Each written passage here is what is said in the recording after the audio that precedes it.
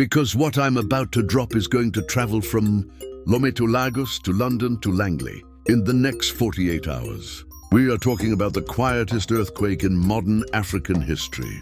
And it happened inside the Kremlin, in front of golden walls and rolling cameras, when the president of Togo decided to speak one sentence that nobody on earth saw coming.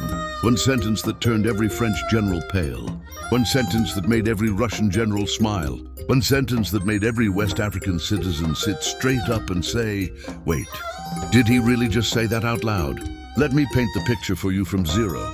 November 12th, 2025. Moscow is freezing. Red Square is shining. Inside the Kremlin, the flags of Togo and Russia are standing side by side for the first time. In 65 years, Putin walks in, classic dark suit, calm face.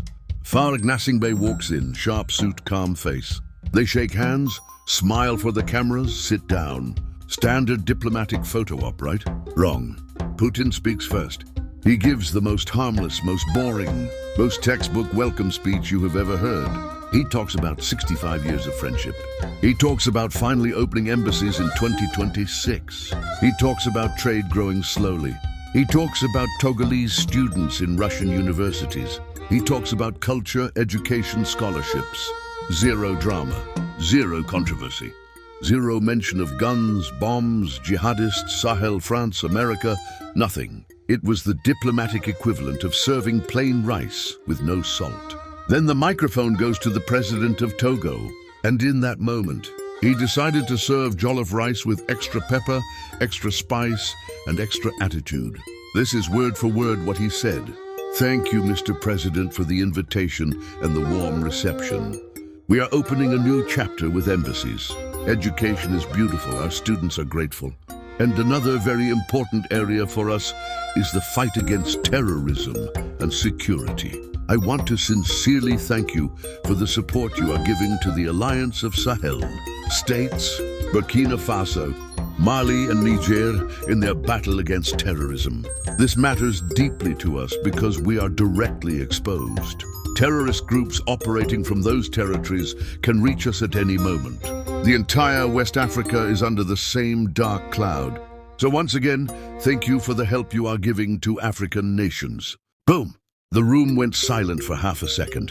Putin looked up, raised an eyebrow, smiled and said, well, since you opened the topic, we will definitely discuss it further. Translation, message received, brother. Family, let that breathe for a second. The leader of a country that still has French soldiers on its soil. The leader of a country that France calls our most reliable partner.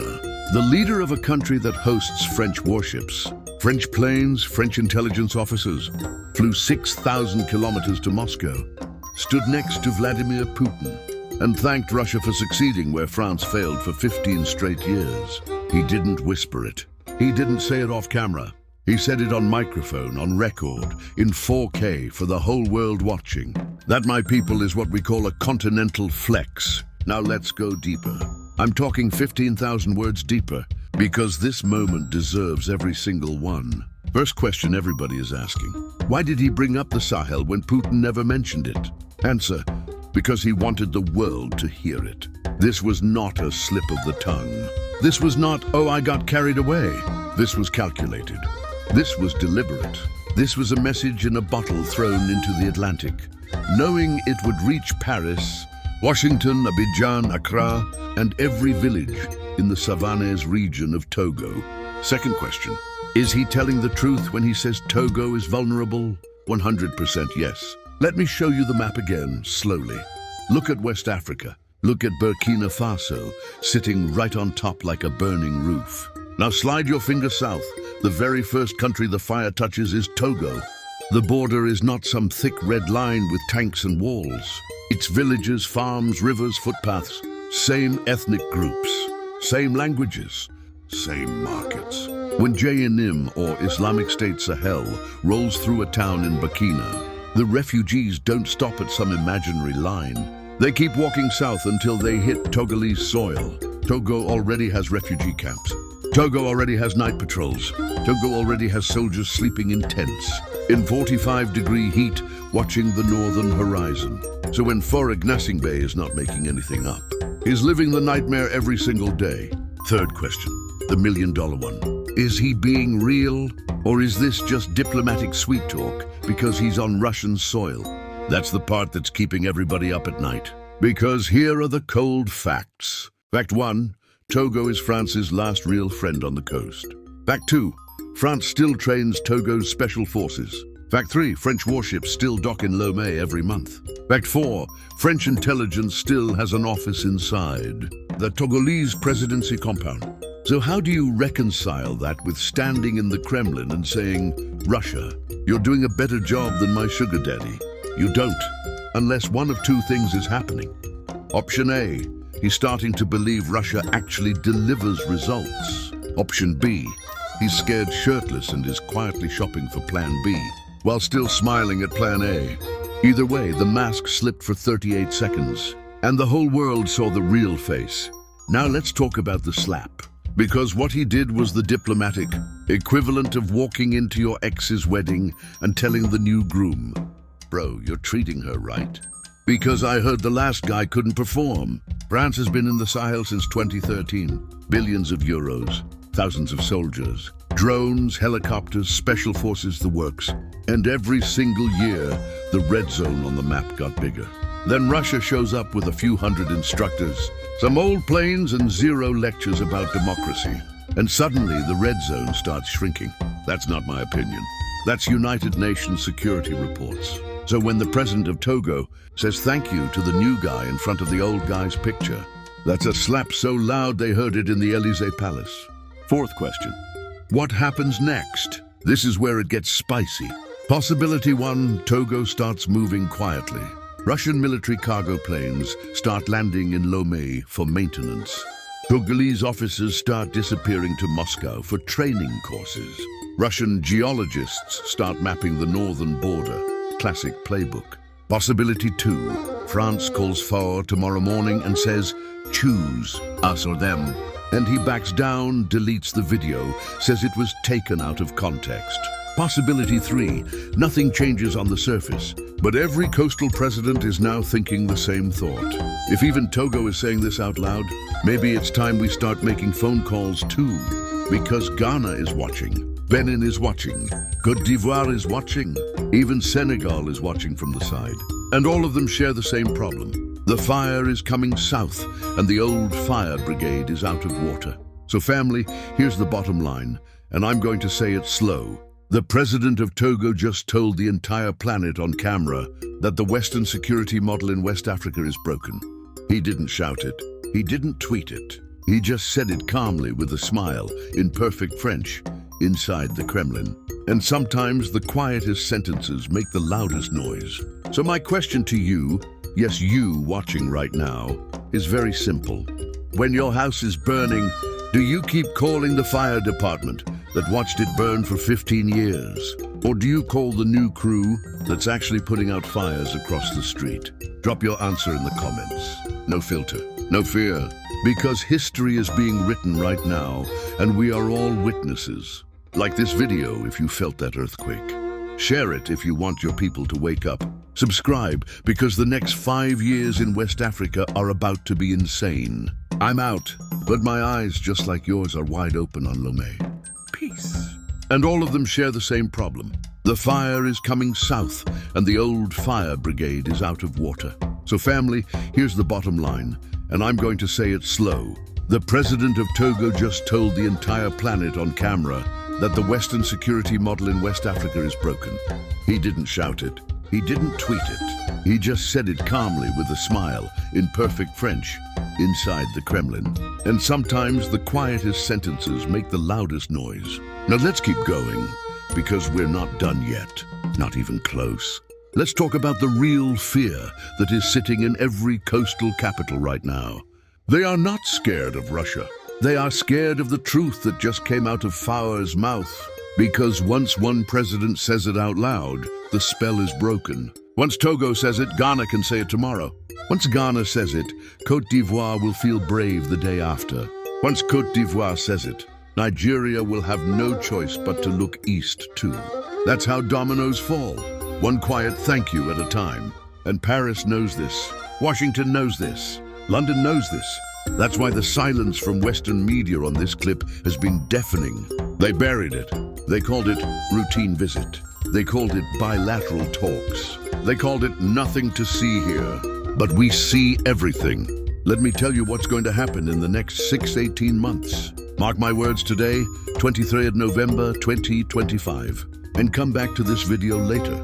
Prediction 1. You will start seeing Russian Il-76 cargo planes landing in Lomé for technical stops. Watch the flight trackers. Watch the satellite images. Those planes will not be carrying rice. Prediction 2. Togolese army officers will quietly disappear for 6-month courses in Russia. No press release, no photos, just gone. Then they will come back speaking Russian and teaching new tactics to their units in the north. Prediction 3. France will invite Faure to Paris for an urgent working lunch. Before February 2026, they will smile for cameras, sign some meaningless agreement. And behind closed doors, they will give him an ultimatum. Choose us or them. You cannot have both. Prediction 4. Togo will not choose, not publicly. They will do what every smart African leader does now, play both sides. French troops stay for the photo ops. Russian equipment arrives at night for the real work. Prediction 5. By 2027, at least one more coastal country will openly thank Russia in the same way. My money is on Ghana. Watch Upper East and Upper West regions. When the first big attack happens there, and it will, watch how fast the conversation changes. Because pain has a way of making people honest. And right now, the pain is spreading south every single week. Let me take you to the ground for a second. I have brothers in northern Togo right now.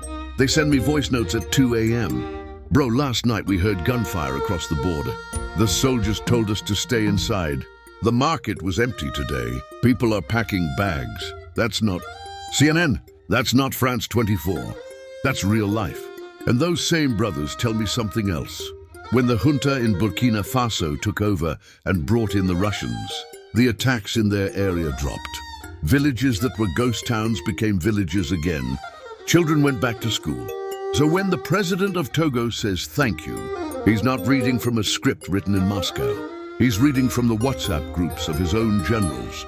He's reading from the nightly briefings in his palace. He's reading from the fear in his own heart, because he knows the border is not a line on a map. It's a door. And that door is creaking open. And let's talk about the biggest lie we've been fed for 10 years. The lie goes like this. The juntas created the terrorism problem by kicking France out. That's what Paris keeps saying. That's what Washington keeps saying. That's what some eco-as presidents keep repeating like parrots. But Togo's president just destroyed that lie in one sentence. He said the terrorists are operating from the territories of Burkina, Mali, Niger, territories that are now protected by Russia. And still Togo is scared. Meaning the problem existed before Russia arrived. The problem got worse under French protection. The problem is getting better under Russian protection. He literally admitted it on camera.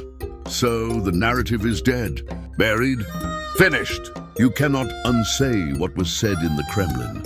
Now the only question left is, what are we going to do about it? Are we going to keep pretending? Are we going to keep hosting French bases while our villages burn? Are we going to keep taking photos with Macron while our people run for their lives? Or are we finally going to grow up and choose what works? Because Africa is tired of experiments. Africa is tired of lectures. Africa is tired of being the chessboard. We want security. We want sleep.